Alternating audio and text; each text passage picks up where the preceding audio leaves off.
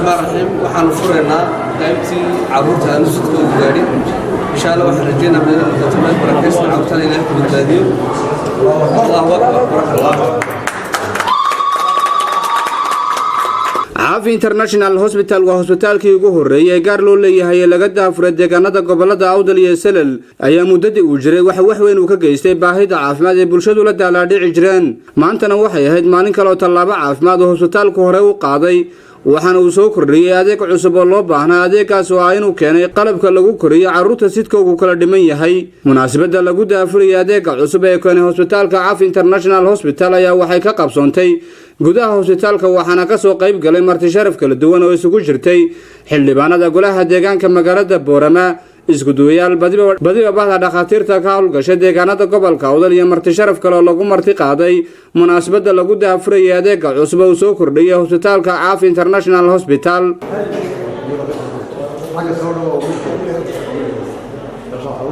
barabilona waxaa munaasabada hadalka ee bafra Dr. Saleh Xaaji Xasan oo mulkiilaha hospitaalka Caafi International Hospital waxaana uu ka sheekeeyay qaybaha kala duwan ee hospitaalku ku shaqeeyay iyo sidoo kale adeegan maanta uu soo kordhiyay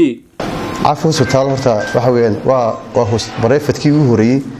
ee aan gobolka furno marka laga yimaado hospitaalka weyn ee Boorama Alaal Hospital iyo Al Hayat saddexda hospitaal oo gobolka shaqeeya ayaa waxaan ku fikiray inaanu hospitaalkani aan ku soo doono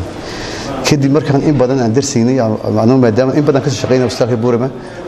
cimrigayga marka 3 meelood loo qaado 2 meelood ka soo shaqeynay intaas oo waxaan u fiirsanay oo darsiinay macnaha isbedelada ka socda caafimaadka gobolka marka waxaan ogaanay in aynan saddexda hospitaal marnaba ku filayn bulshada ku nool gobolka maadaama bulshadu tarmayso oo dadku aad u korayaan xanuunada badan yihiin dhibaatada iska fara badan tahay kadib waxaan go'aan ku gaadhnay inaanu qayb ka mid hospitaal ku soo kordhino gobolka Awdal taas markaa kaliftay inaan ila keentay in maanta hospitaalka Caafi uu noqdo hospitaalkii ugu horeeyay bareefad ah ee meesha laga furo gobolka Awdal dibad markaa waxaan hoos yara eegnay saddexda hospitaal maadaama capacity aad u weyn yahay idinku maxaad qaban kartaan halkeed wax ka bilaabi kartaan marka waxaan idhi ma wada furi kartaan hospital dhammaystiran oo isku jiraan general surgery pediatric medical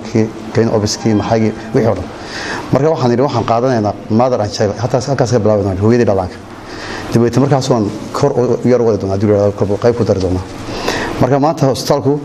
maanta aan bilowno waxa ku bilowna 4 sariir oo quraata maanta waa 50 sariir weeyaan hospitalku markii hore waxa ahaa qayb yaro mother and child science sheegay hooyadii dhallaanka quraata laakiin imika wuxuu ka kooban yahay qaybtii pediatriga iyo qaybtii medicalka oo badan haweenka wadaba saddexda department ay ku soo shaqeeyaan maanta waxaan ku soo kordhinaa maxay neonatka baahida keentay marka in aan maanta neonatka aan furno waxa weeyaan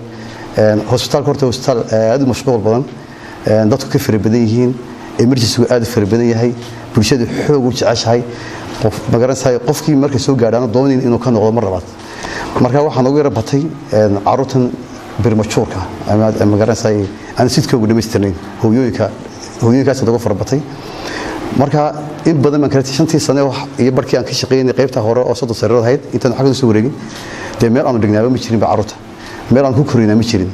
marka waxaan ku dadaali jirnay in ilmuhu markii hooyada soo gaadho aan arko inuu sidka ugu dhameystirnay waxaan ku dhiirigelin jiray inaan u diro hospitaalka weyn ee Boorama oo iyo Al Hayat labadaas oo laga heli jiray quruudaha dadka qaarkood ku fahmayaan waxa ku oranayaan waa sax waan tagaynaa laakiin dadka qaarkood waxa ma tagaynaa taxayna ilmahan Ilaahayna siiyay ayaa iska wata caafimaadkiisa marka waxaan ku haysanaa ku oranayaan marka waxaan ku dadaali jirnay inaan hooyada oo haday 8 furantay haday 9 furantay haday wax furantay waxaan ku dadaali jirnay inaan gaadhaan ku qaadno geeyno ama dirno wixii aan ka gaarsiin karno wixii aan ka gaarsiin karweyna waxaan ku xaliinaa hospitaalka Boorama boqolkiiba 90 caruurta yar nagu dhashay birmachuurka aad iyo aad bay nagu badbaadi jireen qol yar oo gaar ah sameynay laakiin haddana walwalkooda dhibaatadooda lahayd hooyadana soo sideen sidkeedu tahay oo haddana ilmo yar markuu dhasho uu ka dhinto dhaxinteeda leedahay sidaa darteed marka waxaan go'aan ku gaadhnay in aanu see doontaan noqoto kharashkii doontaan u qaato waqtiga doontaan u qaatay in aanu abuurno qayb ka mid ah meeshii ubadka lagu korinay si ay markay dhasho markuu meeshii u dhow loo gelin karo oo taraasidka inta laga alxayaad iyo hospitaalka weyn loo geenayo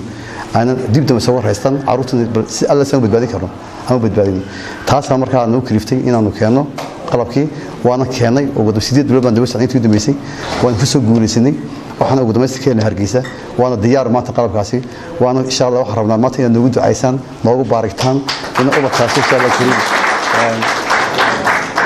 ilmo kastoo meesha soo galay ku doon ha noqdo ama 6 bilood ha noqdo ama intuu doon ha noqdo inuu Ilaahay noo caafiyo dawada Ilaahay baa haya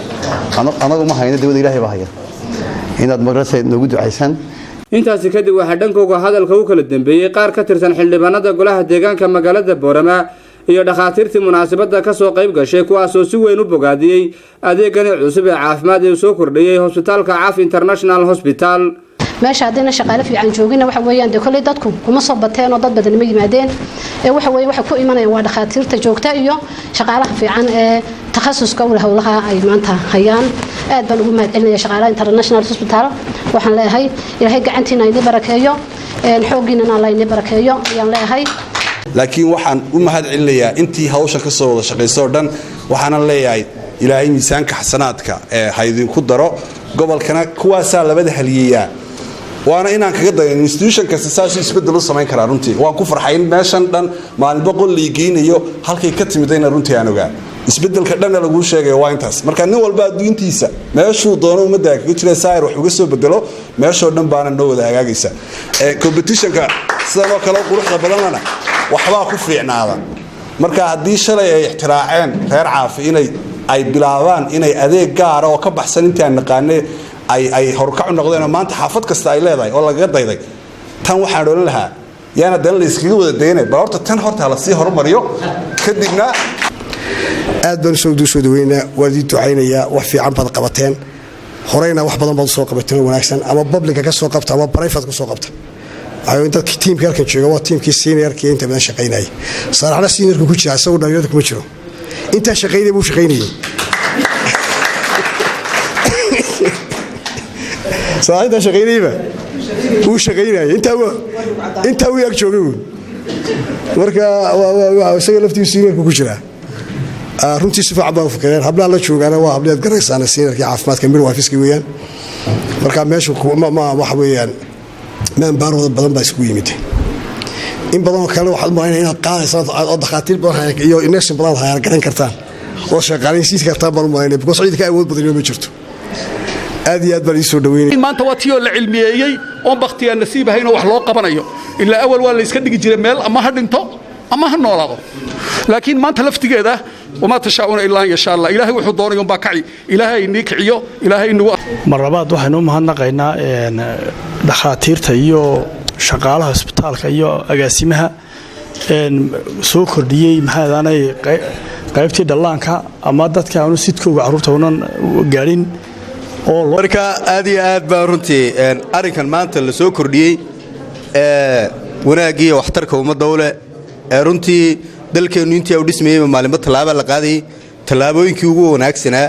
ee waxtarka ummadda u lahaa ee badbaado ummadeed ahaa ayaa meesha runtii ka muuqda waa ku faraxsanahay waa soo dhaweynaynaa waa dhiirigelinaynaa waa garab taaganahay dhankooga waxaa hadalka iska daba qaatay iskuduwaha wasaaradda ganacsiga iyo dalxiiska gobolka Awdal Cabdiraxmaan Muuse Sheekh Xasan iyo sidoo kale iskuduwaha wasaaradda horumarinta caafimaadka gobolka Awdal Dr. Mustafa Xuseen Aadan Xoogsade xogayaha gobolka Awdal waxayna dhamaantoodba si isku mid ah u soo dhaweeyeen adeegana cusub ee soo kordhiyay Hospitaalka Caaf International Hospital iyagoo ku ammaanay doorka uu bulshada ugu jiro caafi waxaan ugu dacaynayaa maanta leeyahay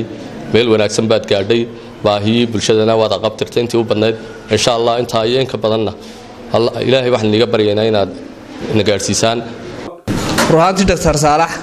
wax badan buu ku soo kordhiyay gobolka oo ruuxantii abuurka uu abuuray Caaf Hospital waxay dhiirigelisay isbitaalka kale badan oo min hospitalisoo in gobolka laga yagleelo oo maanta baahi weyn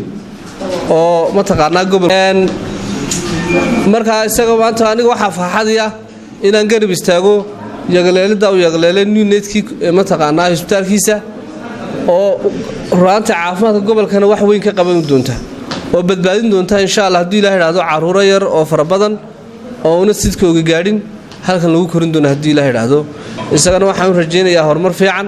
dhakhaatiirta kalena waxaan ku dhiirigelinayaa in horumarka ma taqaanaa la isgarab taago oo keena kolba horumar la yimaado aanu garab istaagno oo ku faraxsanaano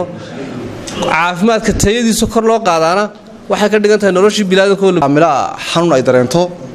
saqda dhexe cid soo garaacaysa wax weeyaan talo dhaktar saalax lambarka ma kaa qabani weer